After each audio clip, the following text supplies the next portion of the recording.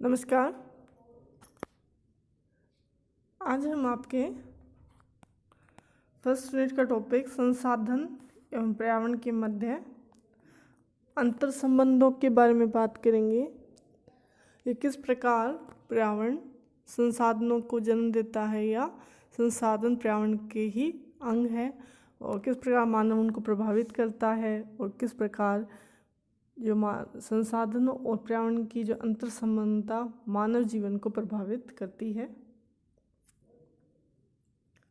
सबसे पहले इनके संबंधों के बारे में बात करते हैं कि पर्यावरण की वे सभी तत्व जिनका मानवीय उपयोग संभव है, यानी कि पर्यावरण की वे सभी तत्व यदि हम उनको मानव के उपयोग के लिए अगर प्रयोग में ला सकते हैं तो उनको संसाधन कहा जाता है।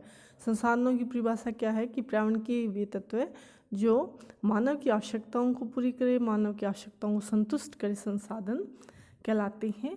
और प्रकृति के जो संपूर्ण जो जैव जगत है उसका आधार संसाधन है। जीवों का अस्तित्व संसाधनों पर ही निर्भर करता है। जैसे जल संसाधन है, मानव जीवन जल पर डिपेंड करता है।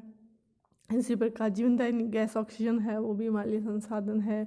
भोजन जो कि फसलों से प्राप्त हो रहा है, कृषि फसलों से, तो वो भी संसाधन है। तो इन सभी तत्वों पर मानव समाज के सामाजिक, सांस्कृतिक, राजनीतिक, आर्थिक पक्ष यानी मनुष्य जीवन का हर पहलू प्राकृतिक संसाधनों पर डिपेंड है, निर्भर करता है। मानव इन संसाधनों का उपयोग करके ही अपना आर्थिक, सांस्कृतिक, भूदृश्य विकास करता है। मानव अभी तक सभ्यता का जो भी विकास किया है, आदिम काल से आधुनिक युग तक वह पहुंचा है, तो उसका एकमात्र कारण क्या है? संसाधनों की उपलब्धता और मनुष्य द्वारा उनका उपयोग किया जाना। प्राकृतिक पर्यावरण की यदि हम बात करें, उसके संगठन की बात करें, तो प्राकृतिक पर्यावरण का संगठन 3 मंडलों से हुआ है: स्थल मंडल, जल मंडल और वायुमंडल। और इन तीनों के मध्य का जो संक्रमण क्षेत्र है, जहाँ पे जीवन के लिए दशाएं पाई जाती है, उसे जैवमंडल कहा जाता है।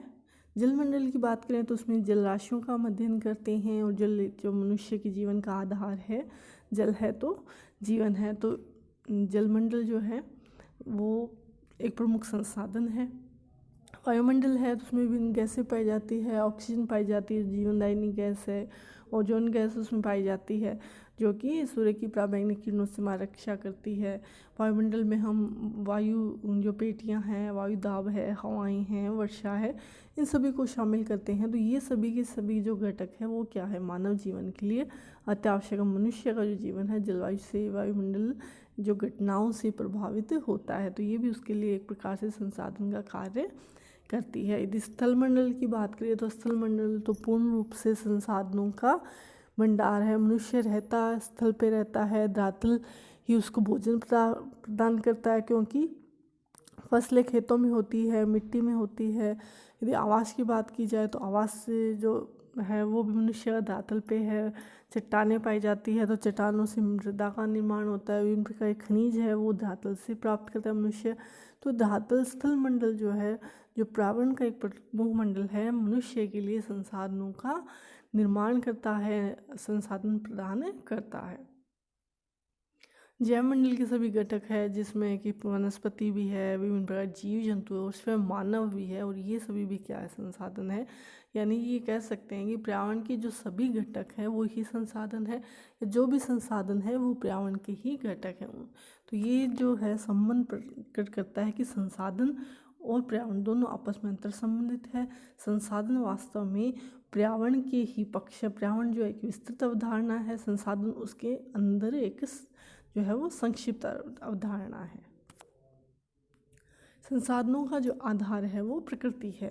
संसाधनों की निर्माण की जन्मदायिनी प्रकृति है। प्रकृति से ही हमें जो संसाधन प्राप्त होते हैं। संसाधन प्रकृति की वे तत्व हैं, या पर्यावरण का जो निर्माण है वो इन्हीं संसाधनों से मिलकर होता है, इन्हीं मंडलों से मिलकर हुआ है। प्रकृति एक ऐसा भौतिक आधार है जिसमें मानव अपनी बुद्धि से, अपने कौशल से, अपनी तकनीक का प्रयोग करके पर्यावरण का यूज़ करता है।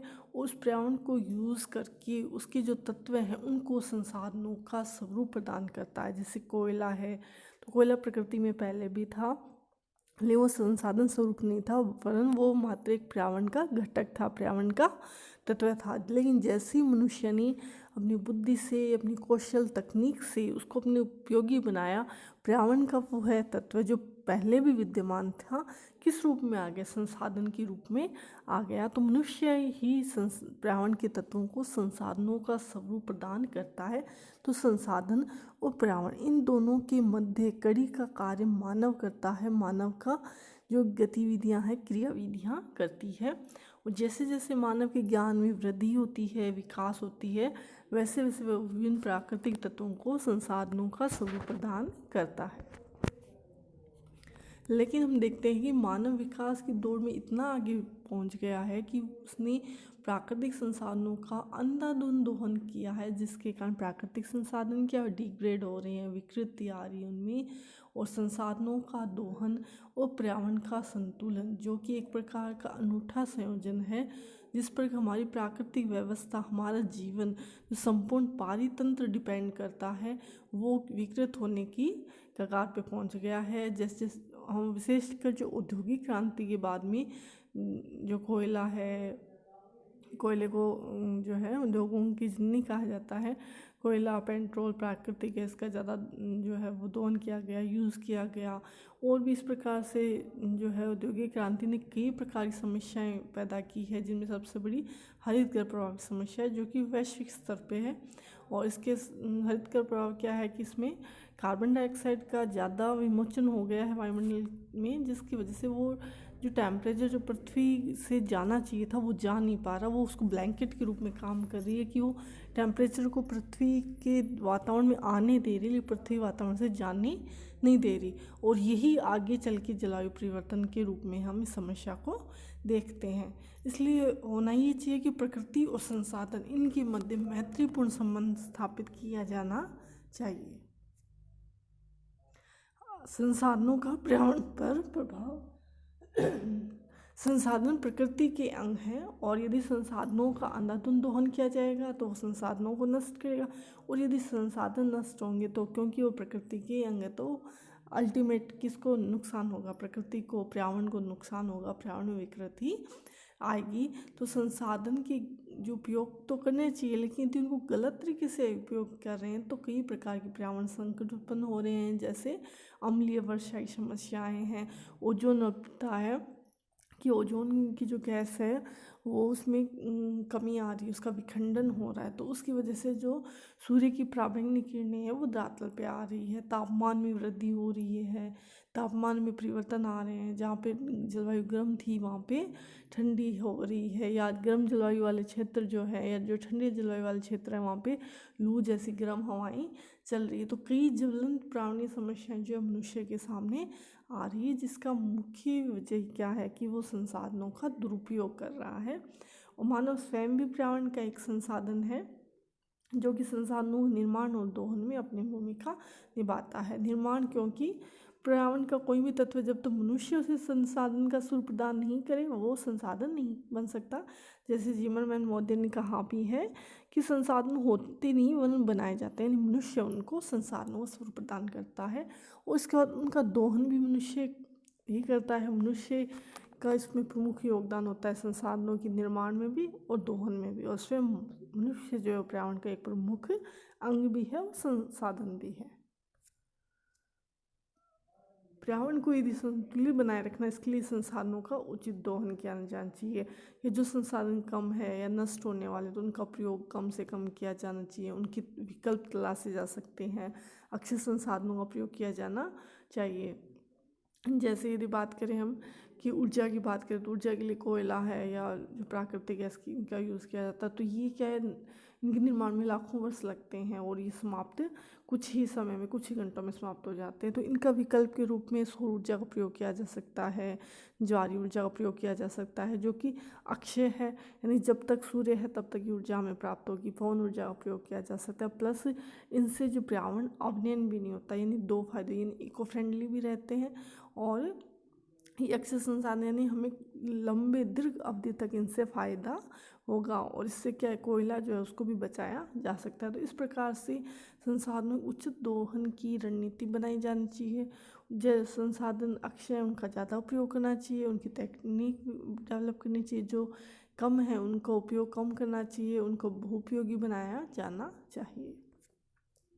संसाधन एवं पर्यावरण के मध्य यदि अंतर संबंध की बात की जाए तो ये इतने गहरा है कि हम इनको अलग नहीं कर सकते। यदि एक को नुकसान पहुंचेगा तो दूसरे में विकृति आएगी, यदि संसाधन नष्ट होंगे तो पर्यावरण को विकृत करेंगे। मानव अपनी सांस्कृतिक और आर्थिक अभिवृद्धि मतलब कि आर्थिक प्रकृति के लिए उसने जो सभ्यता का विकास किया है उसके लिए वह संसाधनों का निरंतर दोहन करता है, यूज़ करता है। लेकिन इस विकास में संसाधनों का दोहन आवश्यक है। यदि वो संसाधनों का उपयोग नहीं करेगा तो आदिम सभ्यता में पहुंच जाएगा। तो लेकिन इसकी वजह से अल्टीमेट ये हो रहा है, या इसका अंतिम पर्यावरण के जो यदि फल देखें, परिणाम हम देखते हैं तो वो है पर्यावरणीय असंतुलन। पर्यावरण का जो संतुलन बिगड़ रहा है, मनुष्य इस बात को जानता भी, इसके लिए हम देखते हैं वैश्विक स्तर पर प्रयास भी किए जाते हैं। इसलिए पर्यावरण में जो संसाधन है उनके बिना या उनके यूज़ के बिना हम अपनी सभ्यता को आगे नहीं ले जा सकते, सभ्यता का विकास नहीं कर सकते। तो निश्चित रूप से हमें उनका दोहन तो करना होगा, लेकिन यदि हम उनका अति दोहन करेंगे, अंधाधुंध उपयोग करेंगे तो मानवीय अवनति भी होगी। क्योंकि यदि पर्यावरण है उसमें हम रह रहे हैं, मनुष्य स्वयं भी पर्यावरण का अंग है, यदि वो संसाधनों का में अवनति लेके आता है तो पर्यावरण में अवनति लाएगा, और यदि पर्यावरण में अवनति आती है तो मनुष्य उसी पर्यावरण में रहता है तो वो उसके प्रभाव से बच नहीं सकता। जैसे ओजोन अल्पता की समस्या है तो उसकी वजह से पराबैंगनी किरणें जो है धरातल पे आ रही है, धरातल पे यदि वो किरणें आ रही है तो उनकी वजह से स्किन कैंसर जैसी प्रॉब्लम जो है मनुष्य के सामने आ रही है। तो यदि वह संसाधनों को विकृत करके पर्यावरण को विकृत करता है तो कहीं ना कहीं उसका परिणाम मनुष्य को स्वयं भी भुगतना पड़ता है। इसलिए ये आवश्यक है कि संसाधन और पर्यावरण में जो संबंध है वो मैत्रीपूर्ण होने चाहिए, प्रकृति में संतुलन होना चाहिए, जो अन्य जीव जंतु सहित मानवीय समृद्धि का मूल आधार है। यदि इनमें संतुलन रहेगा तभी मानवीय जीवन में समृद्धि रहेगी। धन्यवाद।